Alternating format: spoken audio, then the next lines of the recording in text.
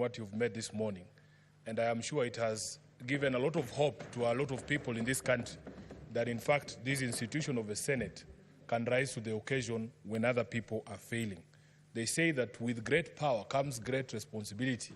And I don't think that in this House there was somebody with a greater responsibility, leader, to set the tone for the discussion that we want to have this particular morning.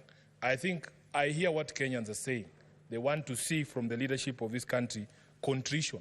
They want to see remorse. They want to see us taking responsibility for everything that has happened, that has led us to this particular moment. And allow me to follow in your footsteps and also tender an unreserved apology to the people of Kenya if I have contributed in any way by my conduct, by my speech, to bringing the country to where it is today. I apologize for that. Honorable Speaker, as a senator of Nairobi, you know that Nairobi has borne the brunt of the protest, of the killings, of the loss of lives, of the loss of property. As we speak right now, we have 39, as of the last count, people who have lost lives across the country. And more than half of that, at least 19, have been killed in the city of Nairobi. Honorable Speaker, out of those 19 that have died in the city of Nairobi, between 6 and 8 of them, the numbers are yet to be confirmed, were actually very parliament.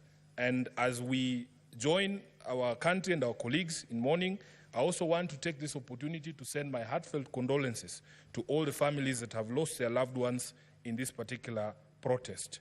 Of course, Honorable Speaker, because we have been the epicenter of these riots and protests, we have a lot of damage that has been done to public and private infrastructure.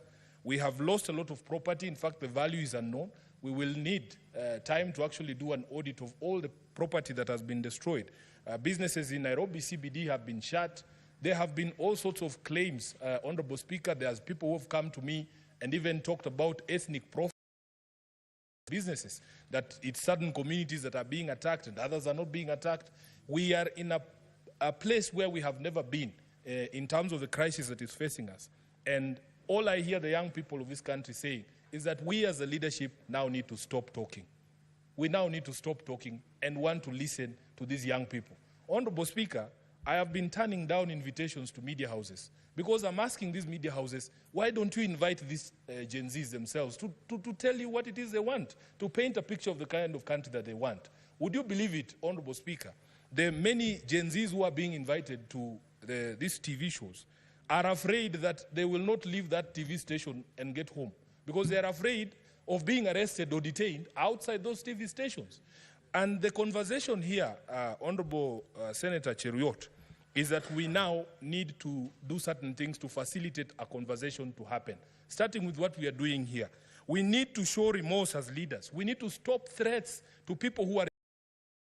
I am in a WhatsApp group, somebody is sharing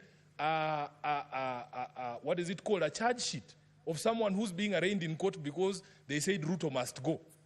I mean, Honorable Chair, we must get to a place where if we are going to have a national conversation, let us allow people to express themselves, and that is the only way we will hear what they have to say. We need to put aside our egos.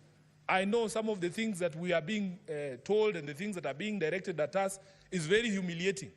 As leaders, we are not accustomed to this. But, Honorable Speaker, it is a time to set egos aside and just listen. There is something very profound that the majority leader told me yesterday. He said, Sifuna, right now, there are no more political goals to be scored. There isn't even a political game now going on because all of us in the political class are actually indicted by the people of this republic that we have failed in terms of what we need to do to get this country where it's supposed to be. I have shared an example here that on the day of the 25th of June, Rado was being stoned in the city of Nairobi. And by the way, although it is a car that is popular with members of parliament, very many Kenyans actually drive this car. It is one of the most ubiquitous cars in the streets of Nairobi. So imagine you being a doctor or a lawyer, you have nothing to do with parliament, driving around the city and people attack you because of the car that you're driving. It is a problem that we have to solve. By our own conduct, we have put all of us in the line of fire. An MCA leaving the County Assembly of Nairobi, one of the nominated MCAs, was attacked, Honorable Speaker. And yes, she was, her car was badly damaged. She was badly hurt, including her driver. She had to get surgery. By the time people are saying, oh, stop, this is not a member of parliament, or this is a member of the National Assembly, you are already dead. That is what we are saying. We need to come and rise above all these differences that we've always had to have a conversation about our country. Kenya has changed forever. We must not allow us to go back to the bad manners. I was seeing clips of young people on TikTok saying they are very happy there are no more strobe lights, there are no more sirens, people are not overlapping. They are asking where have all these big vehicles gone in the streets of Nairobi. Honorable Speaker, I saw a newspaper article in the Standard today saying that MPs are in hiding, members of the National Assembly are in hiding. And the question is, where are these members? I'm very proud to be a senator today, that we are not hiding from the people. We are here to actually take responsibility for all our actions and to try and assuage or deal with the problems that we have contributed in bringing about. So, Honorable Speaker, there are things, in my view, that we can do. And this moment does not call for us to tell the young people what to do.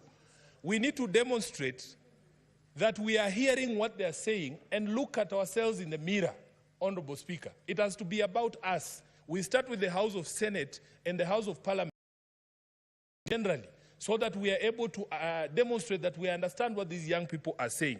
So in my presentation, Honorable Speaker, I will be proposing that we don't tell anybody else other than ourselves what we are going to do going forward to try and help this country to move from the quagmire that it finds itself in. And there are very low-hanging fruits.